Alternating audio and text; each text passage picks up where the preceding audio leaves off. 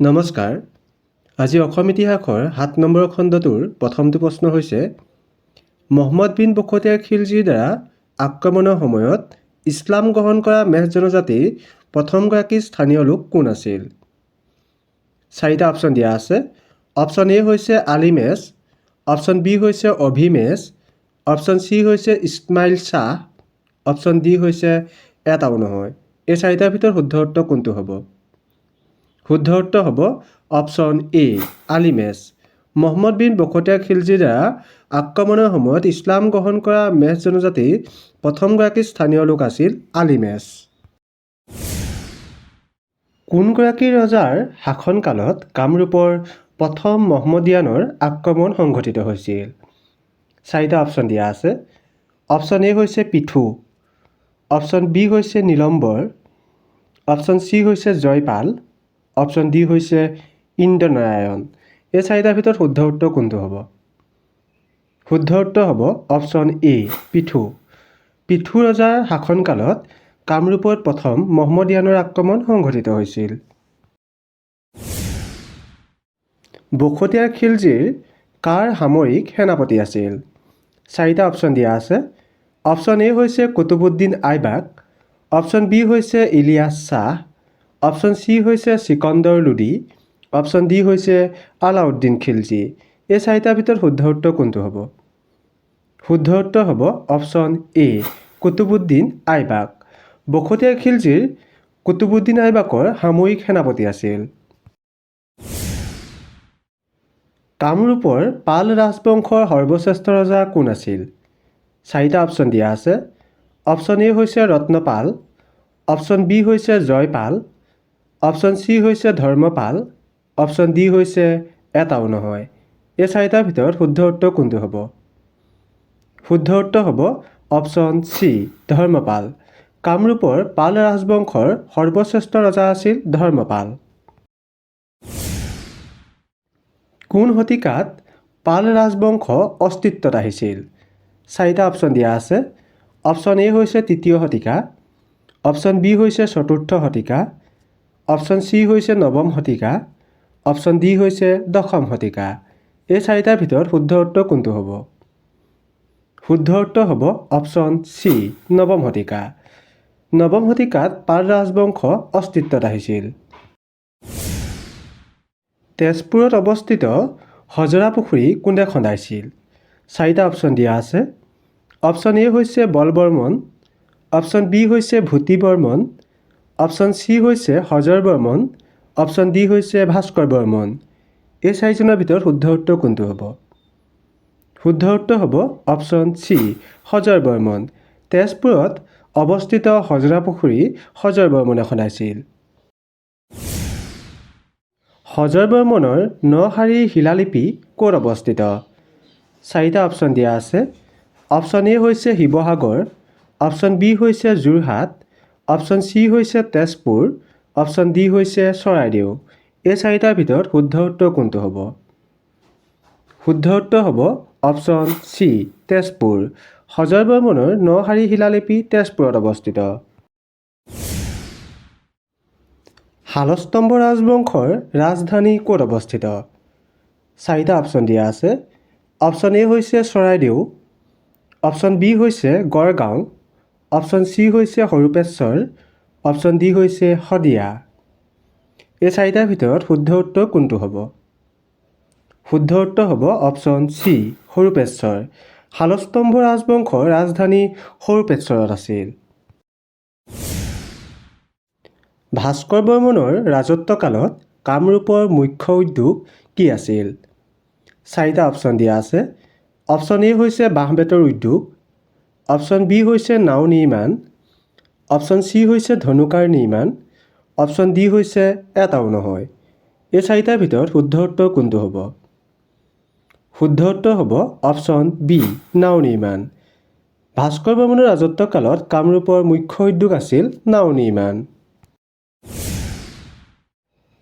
লি ই পিয়াও কাৰ শাসনকালত কামৰূপ ভ্ৰমণ কৰিছিল? 4টা অপশ্যন দিয়া আছে। অপশ্যন এ হৈছে নৃত্যপাল, অপশ্যন বি হৈছে ভাস্কৰ বৰ্মন, অপশ্যন চি হৈছে বলবৰ্মন, অপশ্যন ডি হৈছে ধৰ্মপাল। এই চাৰিটাৰ ভিতৰত শুদ্ধ উত্তৰ কোনটো হ'ব? শুদ্ধ উত্তৰ হ'ব অপশ্যন বি ভাস্কৰ বৰ্মন। লি ই পিয়াও ভাস্কৰ বৰ্মনৰ শাসনকালত কামৰূপ ভ্ৰমণ কৰিছিল। কামৰূপৰ বিষয়ে উল্লেখ কৰা হিউৱেন চাঙৰ গ্ৰন্থখনৰ নাম কি আছিল? চাৰিটা অপশ্যন দিয়া আছে। অপশ্যন এ হৈছে কামৰূপীয়া ইতিবৃত্ত, অপশ্যন বি হৈছে চি ইউ কি, অপশ্যন চি হৈছে অসমৰ ইতিহাস, অপশ্যন ডি হৈছে এটাও নহয়। এই চাৰিটাৰ ভিতৰত শুদ্ধ উত্তৰ কোনটো হ'ব? শুদ্ধ উত্তৰ হ'ব অপশ্যন বি চি ইউ কি। কামৰূপৰ বিষয়ে উল্লেখ কৰা হিউৱেন চাঙৰ গ্ৰন্থখনৰ নাম হৈছে চি ইউ কি। ডিমাপুৰ কাৰ ৰাজধানী আছিল? চাৰিটা অপশ্যন দিয়া আছে। অপশ্যন এ হৈছে আহোমসকলৰ, অপশ্যন বি হৈছে কছাৰীসকলৰ, অপশ্যন চি হৈছে চুতীয়াসকলৰ, অপশ্যন ডি হৈছে পালসকলৰ। এই চাৰিটাৰ ভিতৰত শুদ্ধ উত্তৰ কোনটো হ'ব? শুদ্ধ উত্তৰ হ'ব অপশ্যন বি কছাৰীসকলৰ। ডিমাপুৰ কছাৰীসকলৰ ৰাজধানী আছিল। কছাৰীসকলে কি আকৃতিৰ মুদ্ৰা ব্যৱহাৰ কৰিছিল? চাৰিটা অপশ্যন দিয়া আছে। অপশ্যন এ হৈছে খৰ্গভোজ, অপশ্যন বি হৈছে গোলাকৃতি, অপশ্যন চি হৈছে বৰ্গাকৃতি, অপশ্যন ডি হৈছে কৰ্ণাকৃতি। এই চাৰিটাৰ ভিতৰত শুদ্ধ উত্তৰ কোনটো হ'ব? শুদ্ধ উত্তৰ হ'ব অপশ্যন বি গোলাকৃতি। কছাৰীসকলে গোলাকৃতিৰ মুদ্ৰা ব্যৱহাৰ কৰিছিল। সতী সাধনী কোন ৰাজবংশৰ অন্তিমগৰাকী ৰাণী আছিল? চাৰিটা অপশ্যন দিয়া আছে। অপশ্যন এ হৈছে আহোম ৰাজবংশৰ, অপশ্যন বি হৈছে চুতীয়া ৰাজবংশৰ, অপশ্যন চি হৈছে কছাৰী ৰাজবংশৰ, অপশ্যন ডি হৈছে মটক ৰাজবংশৰ। এই চাৰিটাৰ ভিতৰত শুদ্ধ উত্তৰ কোনটো হ'ব? শুদ্ধ উত্তৰ হ'ব অপশ্যন বি চুতীয়া ৰাজবংশৰ। সতী সাধনী চুতীয়া ৰাজবংশৰ অন্তিমগৰাকী ৰাণী আছিল। চুতীয়া ৰাজ্যৰ অন্তিমগৰাকী শাসক কোন আছিল? চাৰিটা অপশ্যন দিয়া আছে। অপশ্যন এ হৈছে ব্ৰহ্মপাল, অপশ্যন বি হৈছে নীতিপাল, অপশ্যন চি হৈছে ৰত্নধ্বজ পাল, অপশ্যন ডি হৈছে ধৰ্মপাল। এই চাৰিটাৰ ভিতৰত শুদ্ধ উত্তৰ কোনটো হ'ব? শুদ্ধ উত্তৰ হ'ব অপশ্যন বি নীতিপাল। চুতীয়া ৰাজ্যৰ অন্তিমগৰাকী শাসক আছিল নীতিপাল। চুতীয়া ৰাজ্যৰ স্থায়ী ৰাজধানী কি আছিল? চাৰিটা অপশ্যন দিয়া আছে। অপশ্যন এ হৈছে শদিয়া, অপশ্যন বি হৈছে চৰাইদেউ, অপশ্যন চি হৈছে কামৰূপ, অপশ্যন ডি হৈছে কমতাপুৰ। এই চাৰিটাৰ ভিতৰত শুদ্ধ উত্তৰ কোনটো হ'ব? শুদ্ধ উত্তৰ হ'ব অপশ্যন এ শদিয়া। চুতীয়া ৰাজ্যৰ স্থায়ী ৰাজধানী আছিল শদিয়া। কোনগৰাকী চুতীয়া ৰজাই শদিয়া নিৰ্মাণ কৰিছিল? চাৰিটা অপশ্যন দিয়া আছে। অপশ্যন এ হৈছে ৰত্নধ্বজ পাল, অপশ্যন বি হৈছে নীতিপাল, অপশ্যন চি হৈছে পিথু, অপশ্যন ডি হৈছে এটাও নহয়। এই চাৰিটাৰ ভিতৰত শুদ্ধ উত্তৰ কোনটো হ'ব? শুদ্ধ উত্তৰ হ'ব অপশ্যন এ ৰত্নধ্বজ পাল। ৰত্নধ্বজ পালে শদিয়া নিৰ্মাণ কৰিছিল। চুতীয়া ৰাজ্য কোনে প্ৰতিষ্ঠা কৰিছিল? চাৰিটা অপশ্যন দিয়া আছে। অপশ্যন এ হৈছে বীৰপাল, অপশ্যন বি হৈছে নীতিপাল, অপশ্যন চি হৈছে ব্ৰহ্মপাল, অপশ্যন ডি হৈছে ৰত্নপাল। এই চাৰিটাৰ ভিতৰত শুদ্ধ উত্তৰ কোনটো হ'ব? শুদ্ধ উত্তৰ হ'ব অপশ্যন এ বীৰপাল। বীৰপালে চুতীয়া ৰাজ্য প্ৰতিষ্ঠা কৰিছিল। মূলা গাভৰুৰ কেতিয়া মৃত্যু হৈছিল? চাৰিটা অপশ্যন দিয়া আছে। অপশ্যন এ হৈছে 1522 চনত, অপশ্যন বি হৈছে 1532 চনত, অপশ্যন চি হৈছে 1542 চনত, অপশ্যন ডি হৈছে 1552 চনত। এই চাৰিটাৰ ভিতৰত শুদ্ধ উত্তৰ কোনটো হ'ব? শুদ্ধ উত্তৰ হ'ব অপশ্যন বি 1533 চনত। মূলা গাভৰুৰ 1532 চনত মৃত্যু হৈছিল। কছাৰীসকলক 1531 খ্ৰীষ্টাব্দত কোনে পৰাস্ত কৰিছিল? চাৰিটা অপশ্যন দিয়া আছে। অপশ্যন এ হৈছে চুকাফাই, অপশ্যন বি হৈছে চুহুংমুঙে, অপশ্যন চি হৈছে চুখামফাই, অপশ্যন ডি হৈছে চুফিমফাই। এই চাৰিটাৰ ভিতৰত শুদ্ধ উত্তৰ কোনটো হ'ব? শুদ্ধ উত্তৰ হ'ব অপশ্যন বি চুহুংমুঙে। কছাৰীসকলক 1531 খ্ৰীষ্টাব্দত চুহুংমুঙে পৰাস্ত কৰিছিল। কাৰ শাসনকালত আহোম ৰাজ্যত প্ৰথম মুছলমানৰ আক্ৰমণ সংঘটিত হৈছিল? চাৰিটা অপশ্যন দিয়া আছে। অপশ্যন এ হৈছে চুকাফা, অপশ্যন বি হৈছে চুহুংমুং, অপশ্যন চি হৈছে চুখামফা, অপশ্যন ডি হৈছে চুফিমফা। এই চাৰিটাৰ ভিতৰত শুদ্ধ উত্তৰ কোনটো হ'ব? শুদ্ধ উত্তৰ হ'ব অপশ্যন বি চুহুংমুং। চুহুংমুঙৰ শাসনকালত আহোম ৰাজ্যত প্ৰথম মুছলমানৰ আক্ৰমণ সংঘটিত হৈছিল। কাৰ শাসনকালত আহোমসকলে চুতীয়া ৰাজ্যক আহোম ৰাজ্যৰ লগত সংযুক্ত কৰিছিল? চাৰিটা অপশ্যন দিয়া আছে। অপশ্যন এ হৈছে চুকাফা, অপশ্যন বি হৈছে চুহুংমুং, অপশ্যন চি হৈছে চুখামফা, অপশ্যন ডি হৈছে চুফিমফা। এই চাৰিটাৰ ভিতৰত শুদ্ধ উত্তৰ কোনটো হ'ব? শুদ্ধ উত্তৰ হ'ব অপশ্যন বি চুহুংমুং। চুহুংমুঙৰ শাসনকালত আহোমসকলে চুতীয়া ৰাজ্যক আহোম ৰাজ্যৰ লগত সংযুক্ত কৰিছিল। কোন চনত মুছলমানসকলে প্ৰথমবাৰ আহোম ৰাজ্য আক্ৰমণ কৰিছিল? চাৰিটা অপশ্যন দিয়া আছে। অপশ্যন এ হৈছে 1517 চনত, অপশ্যন বি হৈছে 1527 চনত, অপশ্যন চি হৈছে 1537 চনত, অপশ্যন ডি হৈছে 1547 চনত। এই চাৰিটাৰ ভিতৰত শুদ্ধ উত্তৰ কোনটো হ'ব? শুদ্ধ উত্তৰ হ'ব অপশ্যন বি 1527 চনত। 1527 চনত মুছলমানসকলে প্ৰথমবাৰ আহোম ৰাজ্য আক্ৰমণ কৰিছিল। তলত উল্লেখিত কোনগৰাকী আহোম ৰজাৰ শাসনকালত কছাৰী ৰাজ্যৰ এটা অংশ আহোমৰ দখলত আছিল? চাৰিটা অপশ্যন দিয়া আছে। অপশ্যন এ হৈছে চুকাফা, অপশ্যন বি হৈছে চুহুংমুং, অপশ্যন চি হৈছে চুখামফা, অপশ্যন ডি হৈছে চুফিমফা। এই চাৰিটাৰ ভিতৰত শুদ্ধ উত্তৰ কোনটো হ'ব? শুদ্ধ উত্তৰ হ'ব অপশ্যন বি চুহুংমুং।